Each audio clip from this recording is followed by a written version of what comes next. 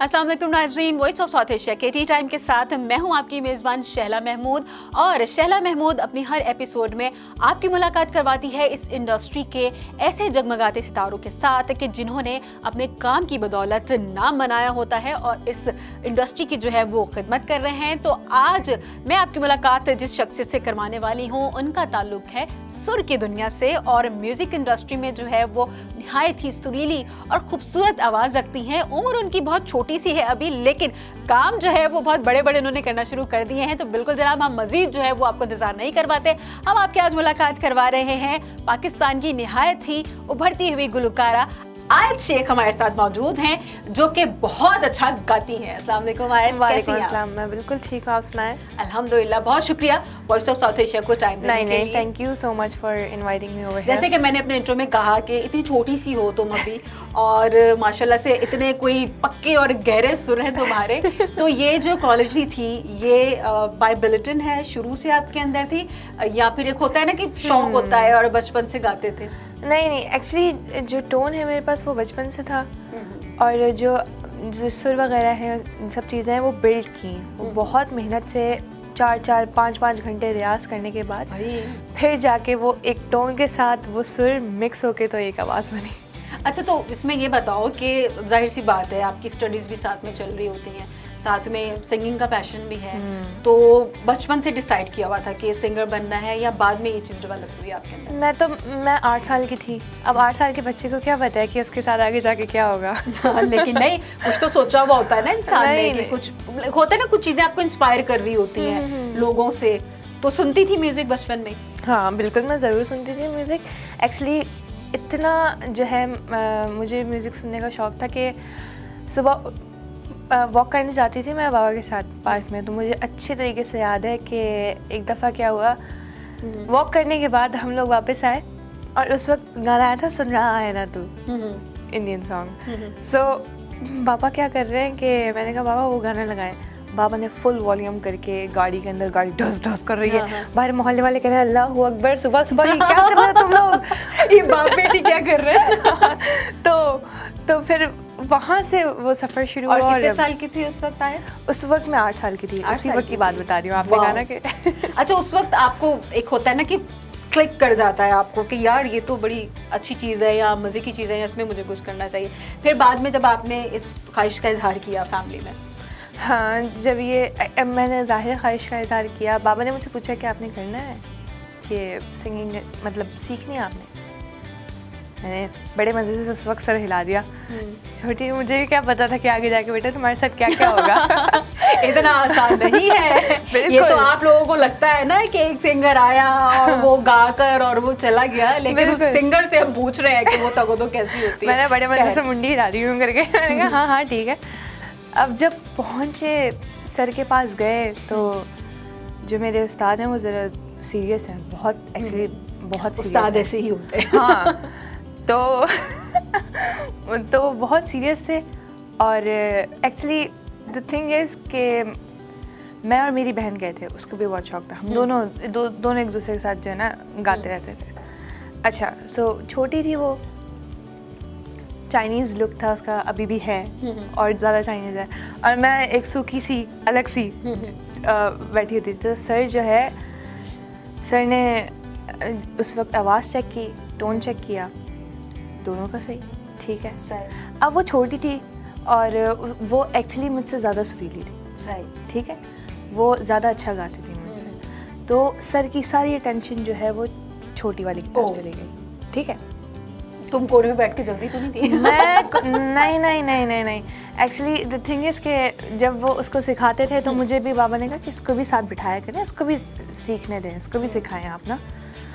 अब वो क्या करते थे कि वो जो है ना, अगर मुझसे कोई चीज़ सही नहीं हो रही या मैं नहीं कर रही तो वो आंखें दिखाते थे, मैं बिल्कुल डर जाती थी कि भाई मैं तो गई। अब वो करते क्या थे कि ना, जो मेरी बहन है उसको इधर बिठाते थे और मुझे उससे 2 कदम पीछे, और ख़ुद कर रहे होते थे, प्रैक्टिस कर रहे होते थे।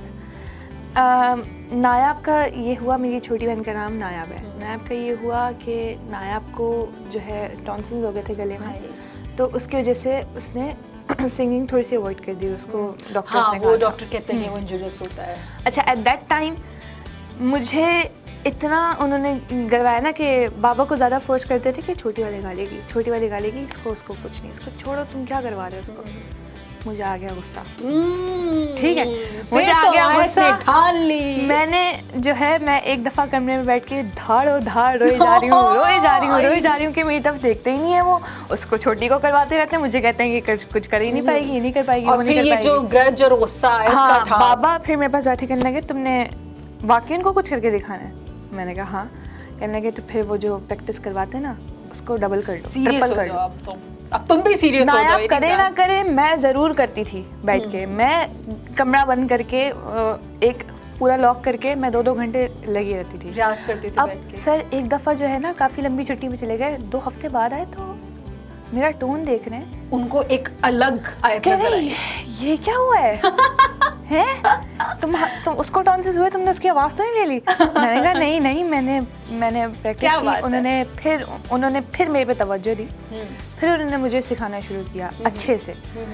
फिर भाई फिर तो आयत साहिबा जो है बिल्कुल मेहनत में पड़ गई। नायाब को टॉन्सिल्स हो गए थे, मैं सारी रात, सर आते थे 9 बजे के करीब और रात के 3-4 सुबह फजर हो जाती थी, प्रैक्टिस करते रहते, साथ में पढ़ाई भी चल रही होती थी, साथ में पढ़ाई प्रैक्टिस, साथ में पढ़ाई। अब उस वक्त तो मेरे लिए मुश्किल था कि यार मैं किस तरीके से डिवाइड करूं पढ़ाई को और सिंगिंग को, क्योंकि मेरी इतनी जान नहीं थी, इतना हेल्दी नहीं थी मैं जितनी मैं एक्सरसाइज करती थी अपनी वोकल की। कहते हैं कि जिस्म से ज़्यादा वोकल एक्सरसाइज बहुत मुश्किल, बहुत ज़रूरी होती है।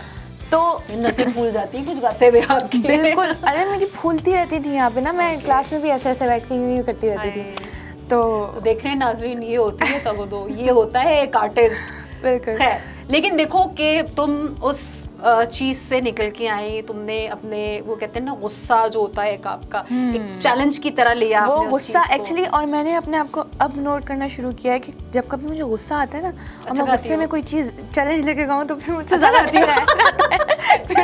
फिर तो ये सारा क्रेडिट जरा वो आपके उस्ताद को जाता है जिन्होंने जो शुरू से तुम्हें ऐसे ही रखा है। अच्छा, पता है इसमें एक और चीज़ क्या है कि अगर आपको कोई चीज़ ऐसी मिल जाती है ना, लाइक कि हाँ भाई आपने कोई ज़्यादा उसमें मेहनत नहीं की है, बस मिल गया, हो गया, फेम मिल गया, तो मेरे ख्याल में उस चीज़ की वैल्यू वैसी नहीं होती। इस चीज़ को कैसे देखते हो आप?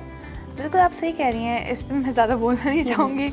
अब आई थिंक कोई नेक्स्ट क्वेश्चन कर लेते हैं क्योंकि बहुत मेहनत होती है ना जब आप कोई चीज़ सीख रहे होते हैं, कोई चीज़ कर रहे होते हैं, और उस मेहनत के बाद फिर जब कुछ हासिल होता है तो उसकी खुशी कैसी होती है? बहुत खुशी होती है, एक सुकून मिल जाता है कि यार आपने कि ना हो ये क्या आप ब्रीथ ले रहे होते लंबी सी सांस के, हाँ अब समझ सकते हैं कि हमने कुछ किया जिंदगी में और उसका हमें फल मिला, उसका क्रेडिट मिला। और यानी कि फैमिली की तुम्हें शुरू से सपोर्ट थी?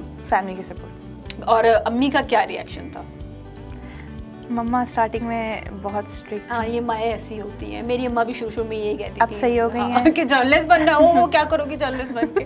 फिर बाद में उनको एहसास हुआ कि नहीं, अब सही हो गई हैं। वो पहले स्ट्रिक्ट थी, लड़ती रहती थी बाबा से, नहीं करो, क्या करवा रहे हो उस बेचारी को, वो उसके अंदर वैसे ही जान नहीं है, वो गा के किसी दिन बेहोश हो जाएगी, मर जाएगी। और एक्चुअली अच्छा ये तो अम्मियों की ना वो होती है मोहब्बत होती है। हाँ होती है, बिल्कुल जिसको होती है। वो डांट के जरिए बयान कर रहे वो मेरी नसें फूल जाती थी तो वो तेल लगा के ना यहाँ पे मालिश करती थी कि यार ये सही हो जाए, ये बहुत फूला हुआ लग रहा है। ये तो मोहब्बत है ना माँ की, वो डांट नहीं होती है। तो एक्चुअली क्या हुआ, एक दिन बाबा ने बहुत डांटे खाई है सबसे, घर की सारी औरतों से ना, अपनी माँ से भी।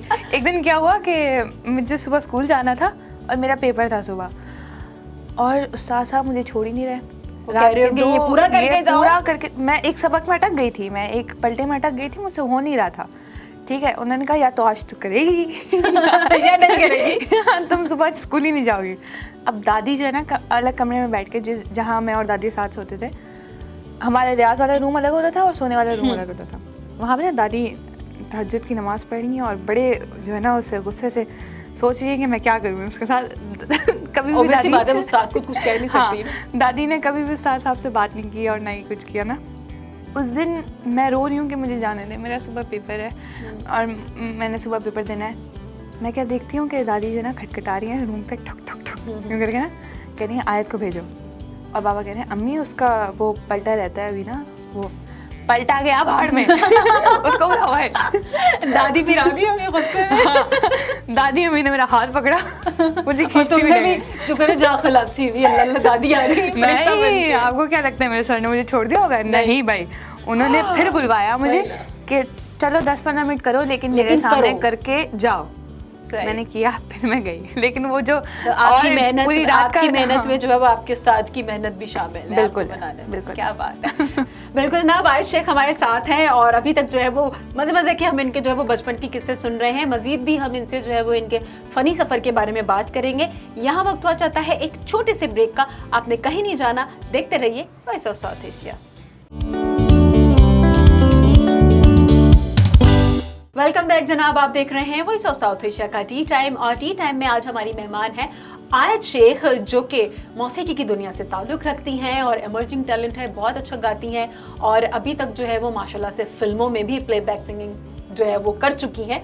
मज़ीद भी हम जो है वो सिंगिंग के बारे में आयत से बात करते हैं। अच्छा आयत, ये बताओ कि ब्रेक पे जाने से पहले आप बचपन में गए हुए थे हम आपके, तो जो पहली बार परफॉर्म किया था लाइव, क्या फीलिंग्स थी उस वक्त? आपने बहुत अच्छा क्वेश्चन किया, शुक्र है किसी ने मुझसे किया। क्या फीलिंग्स थी उस वक्त? पहली बार तो ऐसा लग रहा था कि शायद मुझे एक झटका आएगा, मैं यहीं पे गिर जाऊंगी। हाय अल्लाह, नर्वस हो रही थी? बहुत, आई वाज हेल नर्वस।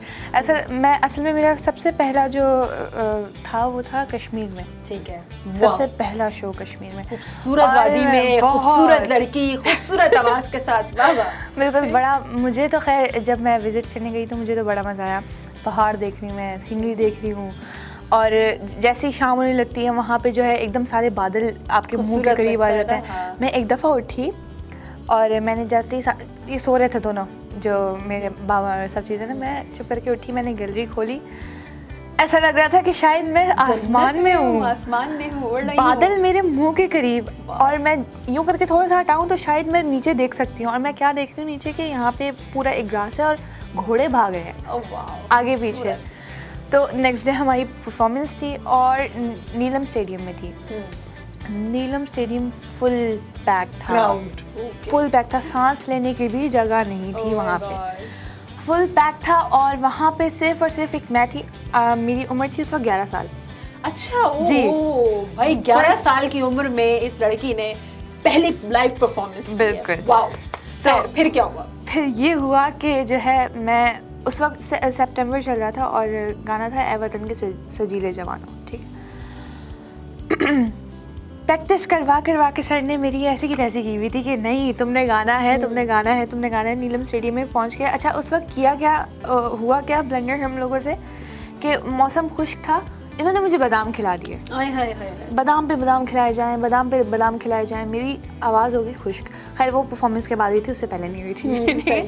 तो अब मैं देख रही हूँ कि क्योंकि मैं तो बैक स्टेज थी, मैं देख रही हूँ कि पूरा क्राउड भरा हुआ है यार, इधर से सारे लोग हैं यहाँ पे, मैं किस तरह परफॉर्म करूँगी? मेरे हाथ पैर ठंडे हो रहे हैं, मम्मा मेरे साथ नहीं है, बाबा हैं, बाबा तो सर की तरह, सर की रूह आ गई थी इनके अंदर भी। कि अच्छा करना है, हाँ, अच्छा करना है, अच्छा प्रेशर था एक जो है ना, तो हाय अल्लाह, 11 साल की बच्ची पे इतना प्रेशर। इतना प्रेशर था मुझ पे, बहुत प्रेशर था। मैंने कहा या तो अल्लाह ही खैर करे। अब मैं स्टेज फिर पे, आयत ने सोचा या तो आर या पार। हाँ, फिर जैसे ही मेरा नाम अनाउंस हुआ, पता नहीं क्या हुआ मुझे, क्या नहीं हुआ, मैं सब टेंशन्स भूल गई। जैसे ही मेरा नाम अनाउंस हुआ, मैंने स्टेयर्स पे कदम रखा अपना, सारी जितनी भी वो अंदर की हेजिटेशन थी, सब चीज़ें थी, सब गायब हो गई खुद ब खुद। वाह। और मैंने परफॉर्म किया अपना। परफॉर्म करने के बाद जैसे ही मैंने माइक छोड़ा तब मैं काम पे एकदम, क्या और बात काम के मैं नीचे गई हूँ। बाबा ने जो हटिया है गले लगाया मुझे, सर ने भी। पहली दफ़ा मैंने सर को मुस्कुराते देखा था जिंदगी में अपनी। तो उस वक्त तुम्हें लगा होगा कुछ अच्छा कर दिया, कुछ अच्छा कर दिया। और जैसे ही मैं बैक स्टेज गई हूँ तो एकदम क्राउड मेरे ऊपर यूं करके पिक्चर्स लेने के लिए, और मैं नजर नहीं आ रही उस क्राउड के अंदर कि मैं किधर हूँ। हाँ, तो उस वक्त जो है ना मैंने कहा कि शायद कुछ अच्छा हो गया मेरे से या कुछ, क्योंकि इतनी छोटी उम्र में इतना क्राउड फेस करना, that's a हाँ thing। हाँ, लेकिन वो एक कुछ होता है ना, कुछ फनकार गॉड गिफ्टेड होते हैं। बिल्कुल। तो फिर 2-3 परफॉर्मेंसेस और ऐसी की मैंने, उधर पीएफ में भी की थी मैंने, पार्क सुजुकी के लिए, वहाँ पे भी बहुत बड़ा क्राउड था। 2-3 दफ़ा की, उसके बाद फिर मेरी हेजिटेशन। 11 साल के बाद फिर आयत जो है वो चल पड़े। हाँ, अब आराम से, अब पता है क्या, अब जब मेरी परफॉर्मेंस होती है ना, तो परफॉर्मेंस से पहले मैं उबासियाँ ले रही होती हूँ। मम्मा कहती है भाई टेंशन ले लो, क्या करोगी स्टेज पे जाके। मैं कहती हूँ हो जाएगा। काफ़ी कुछ तो सीख लिया अब आपने। मुबाशर से 11 साल की उम्र से काम कर रहे हो और लाइव परफॉर्मेंस करना बड़ी बात होती है, ये सबसे ज़्यादा डिफिकल्ट चीज़ होती है। तो आयत लाइव कितना गा सकती है? लाइव मैं अल्हम्दुलिल्लाह 2-3 घंटे। 2-3 घंटे solo performances. Solo performances, wow. तो फिर कुछ हो जाए, बिल्कुल हो कुछ जाए। भी ऐसा कोई गाना जो आयत के दिल के बहुत करीब हो।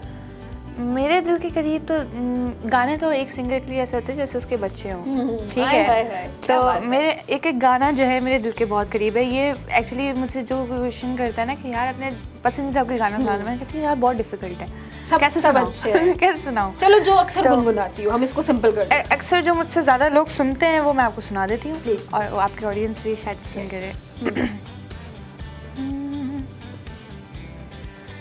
बिछड़े अभी तो हम बस कल परसों जीऊंगी मैं कैसे इस हाल में बरसूं। मौत ना आई तेरी याद क्यों आए,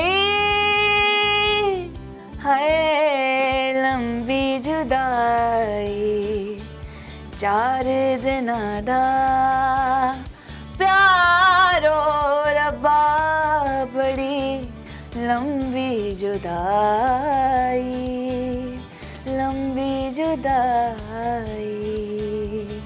वाओ, क्या रेशमा जी को गाया है लड़की। Thank you so मतलब ये धान बान सी लड़की, मैं तुम्हारी आवाज की पिच चेक कर रही थी और बोलते हुए तुम बहुत नॉर्मल सी आवाज, लगता है कि बिल्कुल सी कोई आवाज और होती। एक्चुअली मैं अभी लेकिन जब आई हूँ notes इतने high आपके कैसे? सामने मैं कितनी छींके अभी कितनी हाँ, सब और चीज़ें ये कर रही भी थी। जो है वो इनको थोड़ा सा नेजल हो गई थी। बिल्कुल ये अभी भी हुआ हुआ है, इतना फ्लू में है अभी है, मतलब इतना मैं फ्लू में तुम्हारी अपने जोन में नहीं गा रही जितना मैं गा सकती हूँ, लेकिन अल्लाह करे बहुत अच्छा अपना गाया अच्छा लगे। आपने। और गाना भी ऐसा चूज किया है आपने, रेशमा साहबा का बहुत मुश्किल गाना है ये, इसको डिफिकल्ट होता है गाना।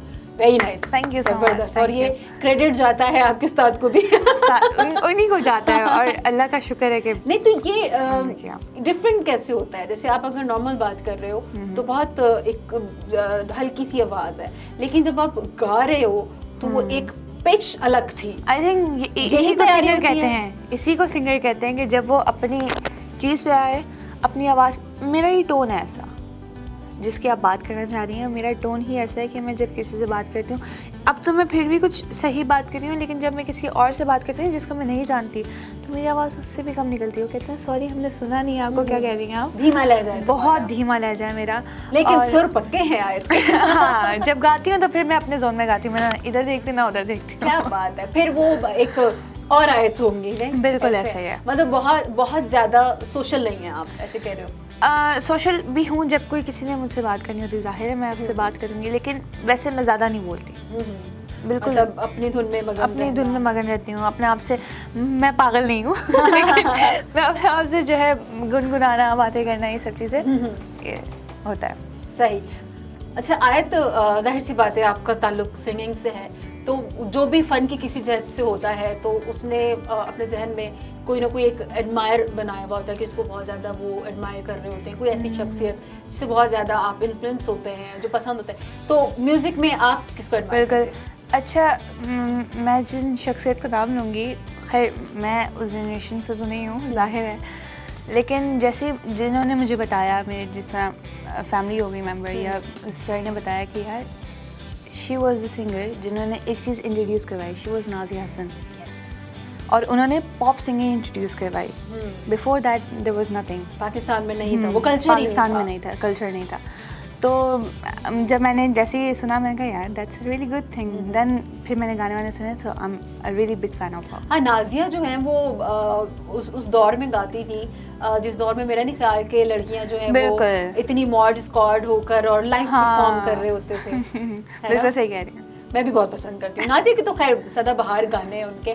बिल्कुल जनाब, आज से जो है वो हम मजीद भी गाने सुनेंगे और मजीद भी हम इनसे बात करेंगे। यहाँ वक्त हुआ चाहता है एक छोटे से ब्रेक का, आपने कहीं नहीं जाना, देखते रहिए voice of south Asia. Welcome back जनाब, आप देख रहे हैं वॉइस ऑफ साउथ एशिया का टी टाइम, और टी टाइम में हमारी आज की बहुत ही सुरीली मेहमान है आयत शेख, जो कि बोलती बहुत धीमा है लेकिन सुर जब ये लगाती हैं तो वाह वाह वाह क्या बात है। रेशमा को गाया इन्होंने, बड़ा मजा आया मुझे Thank सुन you के। so much. और अच्छा ये बताओ आयत के, एक हर आर्टिस्ट जो सिंगर होता है बेसिकली उसका कोई ना कोई जॉनरा होता है कि कोई रॉक एंड पॉप बहुत अच्छा गा लेता है, कोई क्लासिकल बहुत अच्छा गा लेता है, तो आप जो है वो स्पेसिफिक गा लेते हो या सारे जॉनरा गाते हो? नहीं, मैं सब जॉनरास गाती हूँ, मैं सबको ट्राई करती हूँ। क्या बात है, बहुत डिफिकल्ट नहीं होता? गजल अलग है, क्लासिकल अलग है, फिर पॉप एंड रॉक अलग है। नहीं, मुझे आई थिंक मुझे डिफ़िकल्ट नहीं लगता, बिकॉज जब कोई मुझे कहता है ना क्लासिकल वाले अलग होते हैं कैटेगरी के लोग, हाँ, बिल्कुल। एंड देन पॉप अलग होते हैं। जैसे ही मैं इस माहौल से उठ के उस माहौल में चली जाऊँगी तो मैं अलग हो जाऊँगी, अच्छा, ठीक है, और क्या उसमें बात से है। इस माहौल में आऊँगी तो फिर मैं अलग डिफरेंट पर्सनैलिटी हो जाऊँगी। Something God gifted. Yeah, वरना this is- हर सिंगर का कोई ना कोई जॉनरा होता है कि वो उसमें पक्का होता है, लेकिन Yeah, it वो is really- दूसरा जॉनरा अच्छा नहीं गा सकता होता। बिल्कुल, तो गजल से कुछ हो जाए, गजल साइड से। ज़रूर। तुमको हम दिल में बसा लेंगे, तुम आओ तो सही, तुमको हम दिल में बसा लेंगे, तुम आओ तो सही, सारी दुनिया से छुपा लेंगे, तुम आओ तो सही, तुमको हम दिल में। क्या बात है, Thank you. जबरदस्त भाई, क्या खूबसूरत आवाज है। मतलब तुमने रेशमा को गाया, वो एक अलग नोट पे गाया, अब तुमने गजल गाई है तो वो एक अलग नोट पे है। बिल्कुल। आई होप के से जब रॉक पॉप गाती होंगी तो वो एक अलग निकलता बिल्कुल होगा। ऐसे। तो ये जो सारा कुछ एक साथ कर लेती हो इतनी सी उम्र में, कैसे है ये तुम्हारे अल्लाह का उस्ताद की शुक्र डांट है। है ये? उनकी भी है, पेरेंट्स की भी शक्ति है, और अल्लाह का भी शुक्र है कि उन्होंने जो है मुझे ऐसा टोन दिया और जो है एक एबिलिटी रखी मेरे अंदर कि आप ये भी कर सकते हैं, ये भी कर सकते हैं, तो उनका बहुत बहुत शुक्र है अल्लाह का। तो आयत शेख जो है वो आगे क्या देखती है? आगे तो अल्लाह ही बेहतर जानते हैं कि क्या होगा क्या नहीं, बिकॉज मैं अजम्पशंस लगा के क्या करूँगी, अगर इस तरह नहीं हुआ तो फिर it's really heartbreaking for me. तो जो भी हो, I hope for the best. तो कभी ऐसा हुआ कि कोई परफॉर्मेंस या कोई चीज़ ऐसी कि जिसमें तुम्हें लगा हो कि यार इसमें कुछ अच्छा हो सकता था? ऐसी एक नहीं, बहुत सारी परफॉर्मेंसेस हैं, जाहिर है जहाँ पे अच्छे दिन होते हैं वहाँ पे बुरे दिन भी देखने पड़ते हैं। तो ऐसा हो चुका है मेरे साथ कि because I have a band now, मैं एक बैंड के साथ काम करती हूँ, ठीक है, so I am really comfortable with my band. ठीक है। और जैसे ही आप किसी और स्पेसिफिक बैंड के साथ जाओ जो आपको नहीं समझ पाते, जो आपको नहीं पता चलता कि क्या करना है क्या नहीं करना, so that's really disturbing for you कि यार किस तरीके से गाना है, क्या करना है, बिकॉज कुछ बैंड्स के टेम्पोज अलग होते हैं, कुछ के अलग होते हैं, कुछ अलग तरीके से काम करते हैं, कुछ अलग स्टाइल से काम करते हैं। तो हुआ काफ़ी दफ़ा इस तरह, क्योंकि आपको इवेंट्स अटेंड करने होते हैं, प्रोग्राम्स अटेंड करने होते हैं, अब वहाँ पे तो आप हर जगह तो अपना बैंड नहीं लेके जा सकते, बिल्कुल, तो ऐसे अलग है। अलग जो है करना पड़ता है। तो फिर इस तरीके की चीज़ें फेस करनी पड़ती हैं मुझे कि कहीं जो है कुछ मुझसे जो मैं खुद एक्सपेक्ट करती हूँ कि यार ये मैं और अच्छा कर सकती हूँ, लेकिन नहीं, मेरा क्या कसूर है कि वो भी स्केल तो सही होना चाहिए था, वो टेम्पो भी तो सही होना चाहिए था, तो फिर इस तरीके से होता है। अच्छा, आप क्या समझती हैं कि पाकिस्तान में म्यूज़िक इंडस्ट्री के अंदर जो है वो ख़ास तौर पर स्पेसिफिकली लड़कियों को किन किन मुश्किलात का सामना करना पड़ता है? वो मुझे नहीं पता बिकॉज चलो तुम तो ब्लेस्ड इस मामले में भी रही कि तुम्हारी फैमिली बहुत सपोर्टिव थी। हाँ। और फिर इंडस्ट्री में आगे लेकर आना, तो बाकी अगर जैसे लड़कियां यंगस्टर्स को आना चाहती हैं, कोई ऐसे टिप्स जो तुम देना चाहो उनको? बहुत इजी टिप है, बहुत ही इजी टिप है कि आप बिल्कुल रियाज करें और राज करें। जिस तरीके से लता जी ने कहा था कि रियाज कीजिए और राज कीजिए। क्या बात है, रियाज कीजिए और राज कीजिए। अच्छी लाइन है। तो बिल्कुल ऐसी है। तो और हार्ड वर्किंग करें, अपने वोकल पे जो है ध्यान दें, एक्सरसाइजेस करें, वोकल एक्सरसाइजेस करें, उससे आप बेहतर हो सकते हैं और उसी से आपकी लाइफ अच्छी होगी। नहीं, इंडस्ट्री में अगर हम देखें तो बहुत फिंगर टिप पर है लड़कियों की हम बात कर रहे हैं सिंगिंग के अंदर। लड़के तो माशाल्लाह है, हमारे यहाँ बहुत नाम भी है, और इंटरनेशनली भी अगर हम बात करें तो चंद एक लड़कियां हैं जो भी काम कर रही हैं, जिनको कहते हैं कि फेम मिल जाता है। तो आप क्या समझती हैं कि ये तादाद ज़्यादा नहीं होनी चाहिए? बिल्कुल होनी चाहिए। अब अल्लाह जानता है कि क्या है क्या नहीं, मेरे ख्याल से बहुत होनी चाहिए। और फीमेल सिंगर्स में से कौन पसंद है आपको?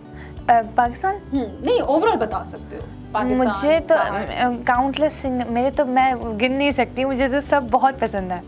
सब ही बहुत पसंद है, ये नहीं कह सकती कि मुझे ये पसंद नहीं, ये पसंद नहीं है। और अगर हम सरहद से बाहर चले जाएं, चले हम पाकिस्तान की बात नहीं करते, बाहर निकल जाएं तो मुझे श्रेया मैम बहुत अच्छी लगती हैं, श्रेया घोषाल, सुनीति चौहान साहिबा बहुत अच्छी लगती हैं। उनके नोट्स बहुत अच्छे हैं। बिल्कुल, जितनी भी इंडिया की तो आप बात ही ना करें ना, वहाँ पे जो भी है सब ही सुरीले हैं। वहाँ पे आप जो सड़क पे खड़ा बच्चा है उससे कुछ सुनेंगे, वो भी कल्चर डिफरेंसेस भी हैं। बिल्कुल ऐसा ही है, बिल्कुल ऐसा ही है। हमारे यहाँ जो है उनके मजहब के अंदर ये सारी चीजें उनके, हाँ, हमारे यहाँ थोड़ी सी जो है वो हदूद क़यूद में आ जाती हैं चीजें, तो वो इसलिए भी लोग परस्यू नहीं करते। एक्चुअली यहाँ पे आप खुल के बोल सकते हैं कि अच्छा नहीं समझा जाता सिंगिंग को। कोर्स है, ऐसी है, ऐसी है। तो मैं वही पूछना चाह रही थी कि चलो तुम्हारी इनिशियल फैमिली तो बहुत सपोर्टिव रही है, जब आयत जो है वो लाइव परफॉर्म करने जा रही होती थी, या अभी भी जब तुम लाइव परफॉर्म करने जा रही होती हो, तो रिलेटिव्स में से, फैमिली में से जो अदर फैमिली मेंबर्स, उनके क्या तासुरात होते थे? देख रहे होंगे आप मुझे माफ़ कीजिए, किसी का कोई रिएक्शन नहीं होता, सब रिएक्शनलेस है। नहीं, एक होता है ना कि अब अच्छा तुम ब्लेस्ड इस मामले में कि तुम्हारे पेरेंट्स तुम्हारे साथ खड़े हुए थे। बहुत कम ऐसा होता है कि लड़कियों अगर कुछ होता भी अगर फैमिली में या रिलेटिव्स में, तो मुझे नहीं पता चलता। वो आई थिंक अम्मी अबू अपने तरफ ही रखते हैं, अपने पास ही रखते हैं, मुझे नहीं बताने देते। तुम लोग पर नहीं आने देते। बिल्कुल, ये बहुत अच्छी बात है कि आपका जो पीस ऑफ माइंड है वो इस चीज से डिस्टर्ब ना, और आप डिस्ट्रैक्ट ना हो। तो एजुकेशन, वैसे आप बात करेंगी कि मुझे कजिन्स ने बुली किया, तो बिल्कुल किया। यही तो पूछना चाह रही थी, यही तो गॉसिप होती है। बिल्कुल किया है। हाँ, मतलब वो होता है ना कि हाँ सिंगिंग करेंगी या सिंगर बनेंगी। मेरे दोस्तों ने, बिकॉज स्टार्टिंग पीरियड तो ऐसे ही होता है ना आपका, कि स्टार्टिंग पीरियड तो सबका ही एक जैसा होता है। इवन शाहरुख खान आज किंग है, लेकिन स्टार्टिंग में उन्होंने भी बड़े ताने सुने। अरे मैं आपको एक जो है एक छोटा सा वाक़या सुनाती हूँ कि क्लास में क्या हुआ। आई वॉज इन क्लास 7 और 6, मुझे क्लियरली याद नहीं आ रहा, लेकिन कारी साहब का एक स्पेसिफिक पीरियड होता था, वो आते थे सबसे जो है ना सूरतें सुन के जाते थे। अब उस वक्त उस दौर में मैं स्कूल में पूरा फेमस थी कि ये सिंगर है। अब कारी साहब को पता नहीं था कि सिंगर, उनको पता था सिंगर तो है, लेकिन बच्ची कौन है वो नहीं पता था उन्हें। ठीक है, अब वो क्या करते थे कि जिससे भी सूरत सुनते थे उसका नाम पूछते थे, उन्हें मेरा नाम पता था। ठीक है, अब उन्होंने कहा चलो खड़ी हो जाओ, नाम क्या है तुम्हारा? मैंने कहा आयत। तुम सिंगर हो? मैंने कहा जी। मेरे से सूरत नहीं सुने, उन्होंने कहा मेरी तरफ देखा और अस्तगफिरुल्लाह करके मुँह वापस मुड़ गए।